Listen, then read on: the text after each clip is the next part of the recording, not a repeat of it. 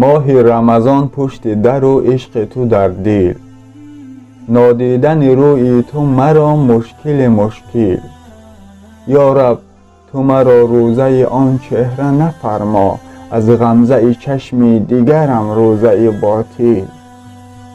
از خوردن و نوشیدن روزانه کنم صبر، از چیست خیالم همگی سوی مقابل. چون مردم بیچاره فریبت نتوانم، زیرا که توی آگه از این فتنه جاهل. با بانگ از آن زود شوم عازم مسجد، گویا که منم عابد و هم زاهد و عاقل.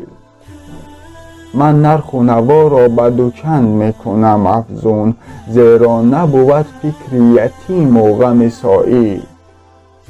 همسایه به افطار ندارد لب نانه، اشکم بکنم پر همه شب مثل دو محمل. این است مرا شیوه هر ساله روزه، بشنو تو ز من این همه فضل و فضائل. یا رب ز چنین روزه ثواب بود آیا؟ گر هست بیاموز مرا جمله دلایل. ای مرد این روزه نباشد که تو داری، از گشنگیت هیچ نباشد به تو حاصل. مؤمنا شکر خدا گو رمضان آمد باز، فصل غفران گناه بر همگان آمد باز.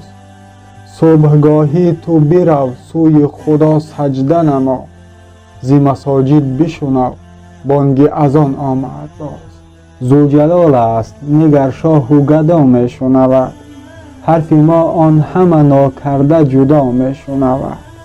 پس برو پرده کشا از سر و روی گناهت، مطمئن باش نیازی تو خدا می شنود.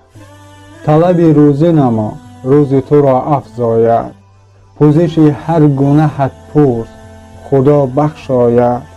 می روی گر تو برو پشت در رحمت او، توبه صدق نما تا در خود بگشاید. گر نمودی دل و ایمان به گناه آگنده، توبه کن پیش خدا توبه بگو ای بنده.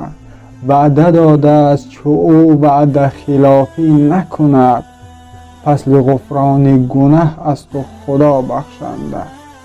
تکیه داریم بیا بر دین و آیین گویم، الحذر از بدی و بخل و شیاطین گویم. مقتدر است خدا کاش ببخشد همه را، با دل پاک نیاز گفته و آمین گویم.